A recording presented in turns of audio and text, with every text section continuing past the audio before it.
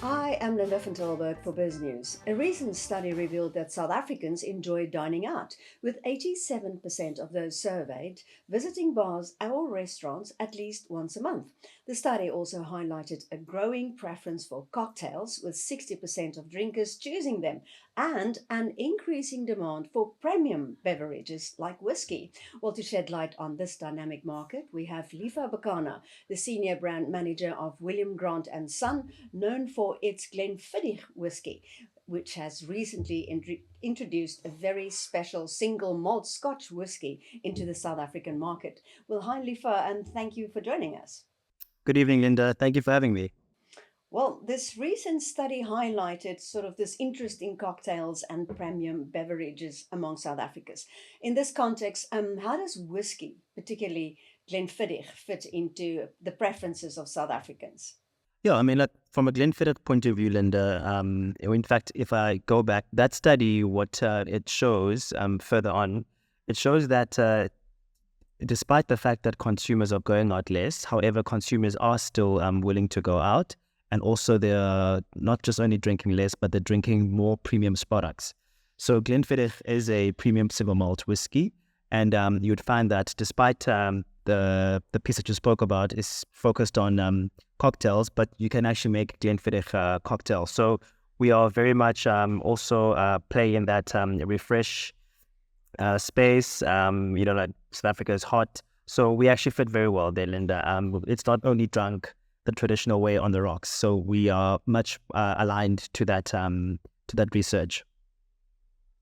Well, Glenfiddich is as Scottish as you could get. So, is there still are there South Africans that literally prefer this, whiskey that comes from the place where whiskey originally comes from? It's like golf. When you think of whiskey, you think of Scottish whiskey. So, do they like the brand? Yes, of course. I think whiskey definitely still has an appeal.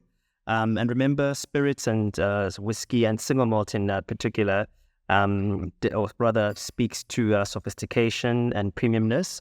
So it's very much relevant in our country, and especially, like the impress consumption occasion.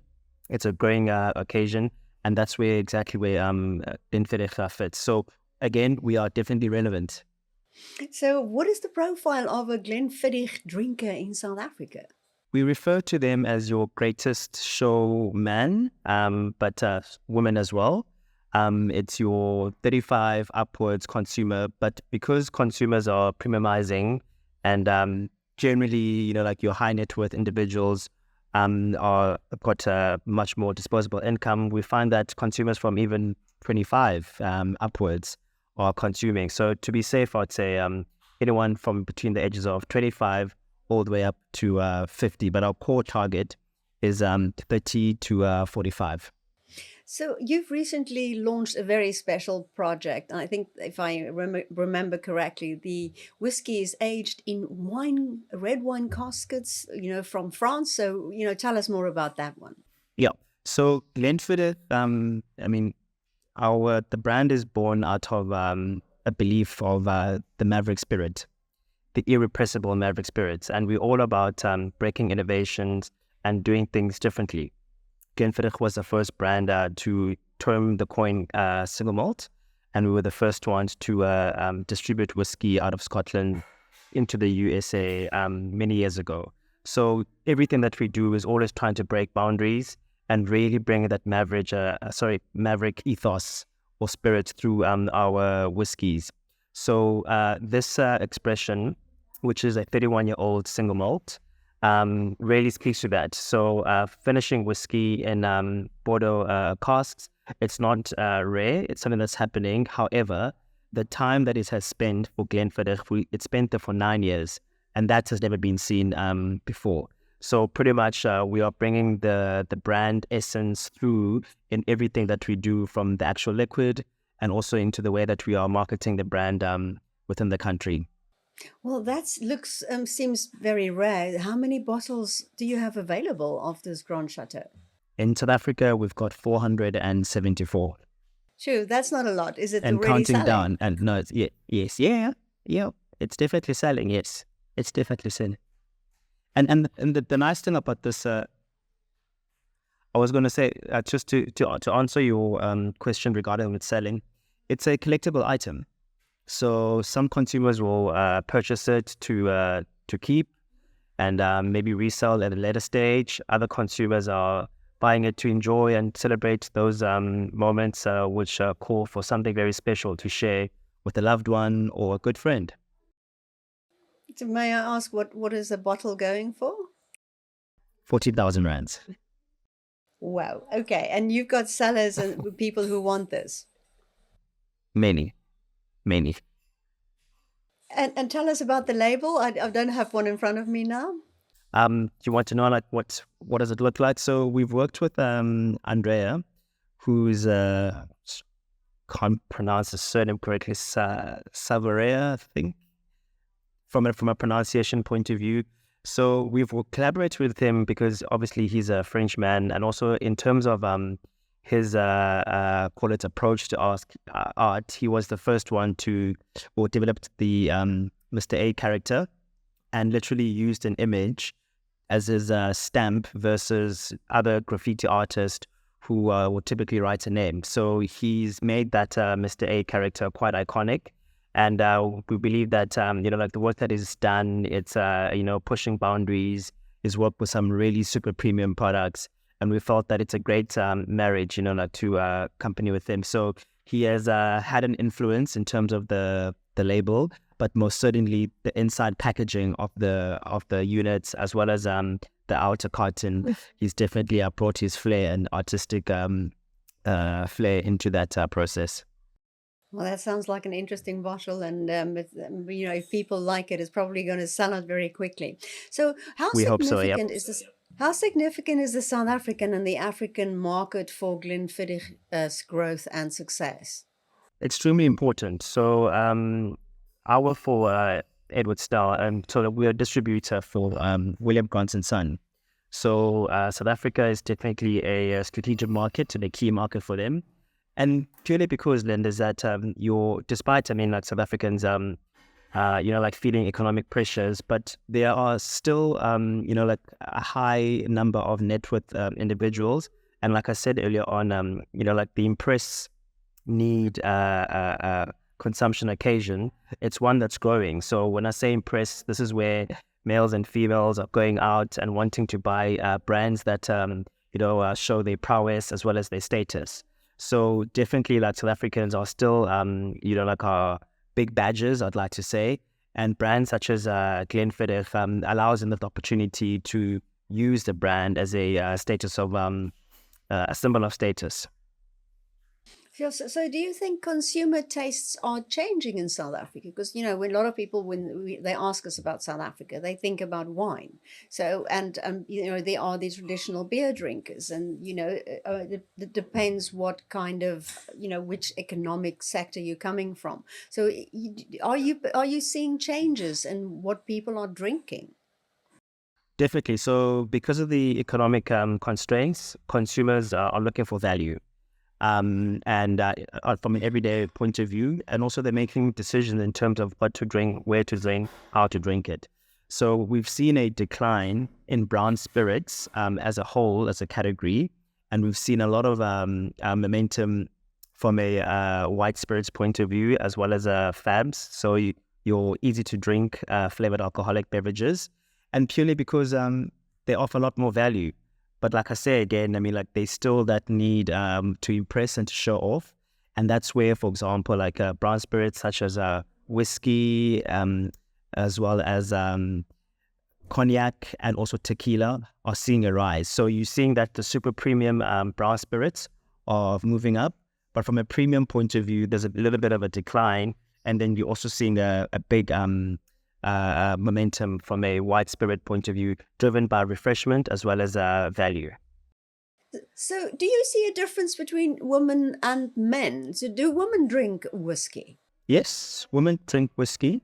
I would like to generalize and say that it's more from a mixing point of view, so a long drink. And also, again, like I alluded to earlier on, cocktails. However, you do find a woman who actually have got a discerning palate who would like to drink it your traditional male way, either on the rocks or with a touch of ice or just neat. And that's why when I was describing our target markets, that we call them the greatest showmen, but it's greatest showwoman, including the females as well. Yeah. Well, Glenfiddich seems to like the South African market, so what's next? What else are you planning? In terms of a limited edition point of view, Well, in terms of product development. yeah. So definitely we'll be releasing something probably next year or the following year. But as I say again, Linda, innovation it's our DNA. We're always wanting to push new boundaries and offer consumers a remarkable experience, which is born out of this Maverick spirit. So if you look at our meta range, which is the 21, the 23, 26. Those three expressions, each of them have got a different character. For example, the 21-year-old, it's finished off in rum casks, which gives you like a beautiful flavor and profile to it. Again, a first in its kind. The 23-year-old, it's finished off in cognac casks, as well as the 26-year-old is finished off in Cuvée champagne casks. So everything that we're trying to do, we're always trying to give like that Maverick element to it, bring it to life, and most importantly, speak to our consumers' needs. I also see that you offer some experiences. So can you tell us more about that? Yes. So we've got a private client manager whose job is to raise the profile of the brand as well as encourage advocacy. And yes, so she does these beautiful, elegant experiences where she takes consumers through a curated menu pairing with the Glenfiddich 18 all the way up to the Glenfiddich 30-year-old. These experiences are held in beautiful luxury hotels and restaurants. And then we also have our brand ambassador who focuses on the core range. However, specifically for the Grand Chateau launch, we've got a beautiful pop-up that we'll be hosting from the 10th until the 12th of November in Johannesburg, which will pretty much be a fusion of these two cultures, your Scottish culture as well as your French culture. It will be a gastronomic experience where consumers really get a chance to escape and to experience what Glenfiddich is all about. So when you ask a Scot, because there are all these jokes about Scots and the and Boers and the English, and when you ask a Scot, would they have expected South Africans to be such keen Glenfiddich drinkers? I think if the Scotch is a well-read individual, yes, I think they'll definitely, understand and believe. So it's a beautiful product, and again, its authenticity comes from the fact that it comes from Scotland. I mean, hence there are so many protective laws around it. But we appreciate whiskey. We have fun with whiskey.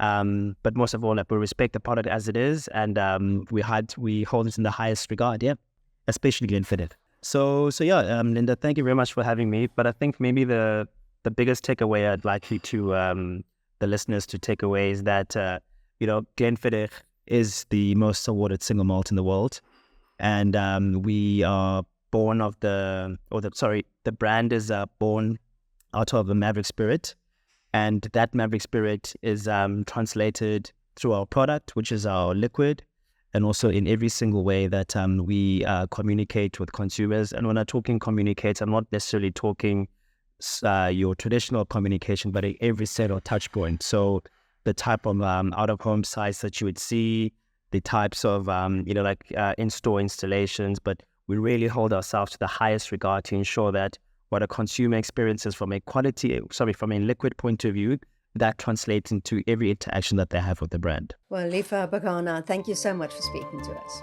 Thank you very much, ma'am.